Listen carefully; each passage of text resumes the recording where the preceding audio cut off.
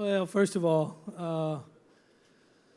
to my dear, sweet musical brother Keith Urban and my old dear friend Michael McDonald, who I've known for 35 years, and the sweet Ashley Monroe, thank you guys for singing those songs. Oh, thanks,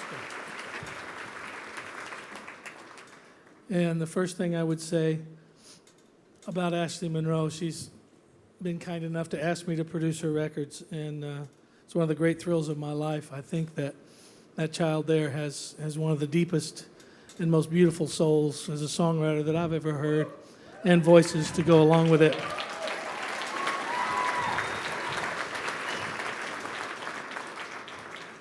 And the great mystery of life is why they won't play her records. That's the dumbest shit I've ever heard in my life.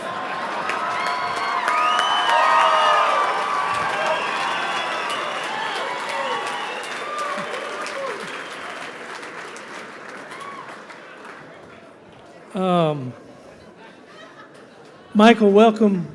I think this is your first year as the head of BMI, and we've gotten to become good friends over the years, and appreciate that you giving me this. My sweet friend Dell and Jody. Jody I met when I first moved to town 30 years ago. He was one of the first publishers I ever went to see and looking for songs, and he's been kind to me, and he's been my friend all those years. And I just wish y'all could know the most important thing about a room full of so many people that I do know, that I do love, and I'd give all this up if I had to lose the friendships. That's been the greatest gift of all, is to make so many great friends.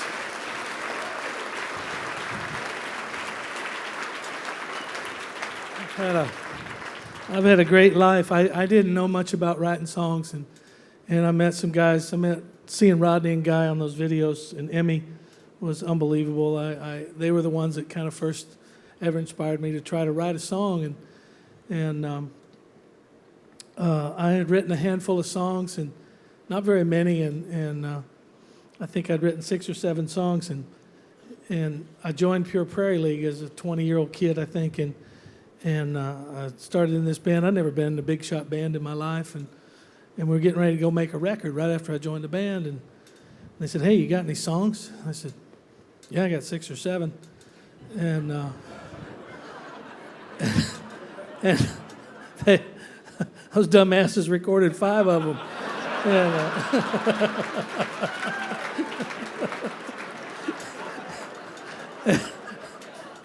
so, well, this is easy, you know. But all those years ago, I learned a lot. Guy that was their attorney, a guy named John Frankenheimer, my dear friend, and I got to know him, and I didn't know much, and them boys took my publishing right off the bat, and so that was my first lesson. The next thing I did is hire John Frankenheimer as my lawyer. And that never happened again. But just like I said, those great friendships over all these years have been just unbelievable. Meeting my manager, Larry Fitzgerald. We've been together over 30 years now on a handshake.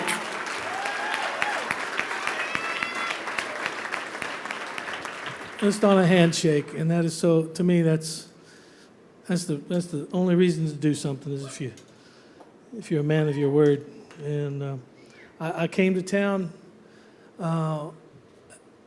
31 years ago. Well, the first time 40 years ago, I came here and made a record, and it was a bluegrass band I was in, and that was fun. I got to meet Buddy Emmons and play music with him. First time I ever came to Nashville, it was unbelievable. And anyway, I came here, and I wanted to be like my heroes. You know, I wanted to write songs, and I wanted to sing them. And early on, I wasn't very good at it, you know, and no, it's true. I can play some of those songs. They suck big time. You only heard the ones on the records. You know, there's a whole bunch in the drawer that aren't very good, but the truth be told, you know, it takes a long time to figure out how to write good songs. And it did. It took me a while. It was always my voice. My voice always overshadowed everything else I did, whether I could play or whether I could write songs. I think I'd sing them pretty good, and it would fool people. They wouldn't, oh, I like the voice. I don't give a shit what he's singing about. But I had some great mentors in those days, people like Harlan Howard. A lot of people don't.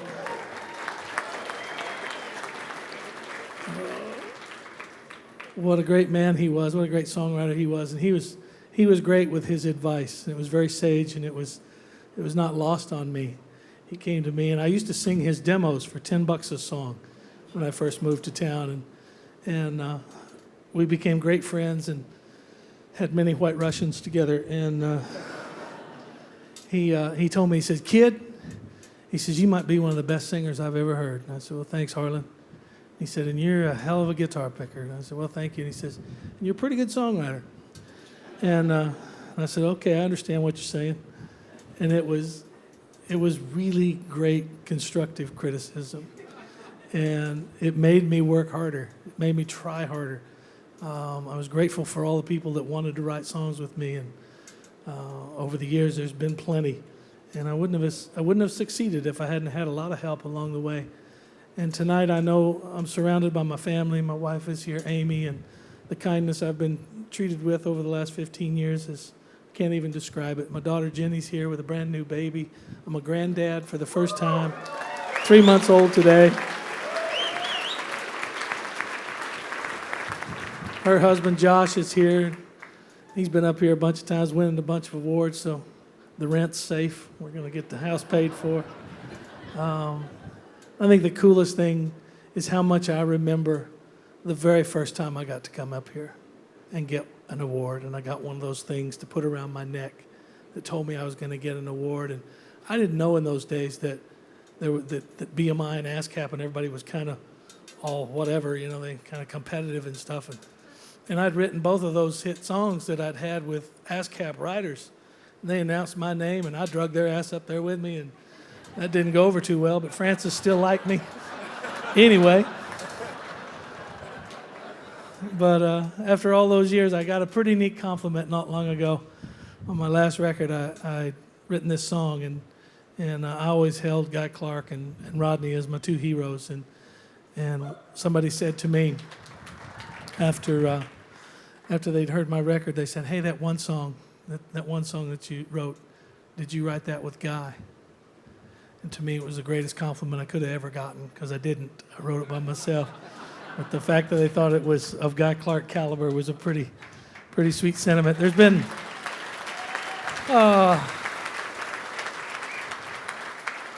all these people that have won this award over the years. It's a pretty staggering group of people, and it doesn't go unnoticed on me.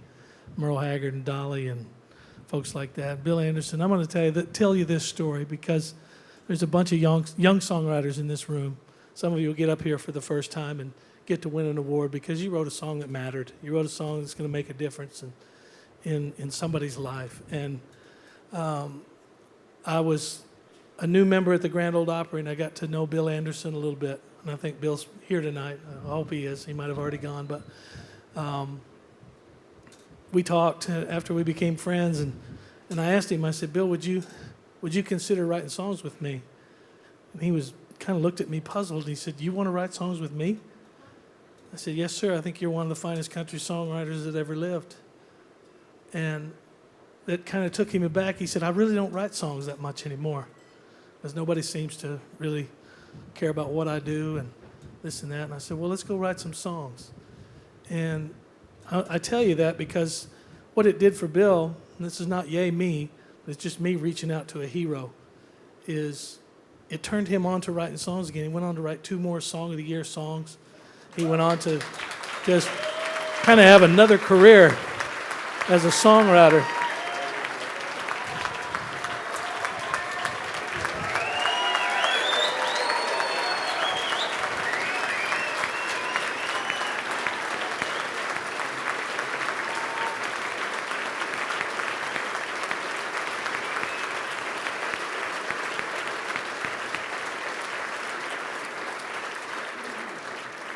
But I tell you that story because there's going to be 15, I think, first-time award winners tonight. And to those 15 people, you have a great opportunity. You could maybe reach out to somebody that's been forgotten about that could not only could only help them, but they could help you and they could teach you. And it's a great way to live. So to all you songwriters out there, try to move somebody with your songs. Just try to move somebody with this great music that we all love. Thanks so much.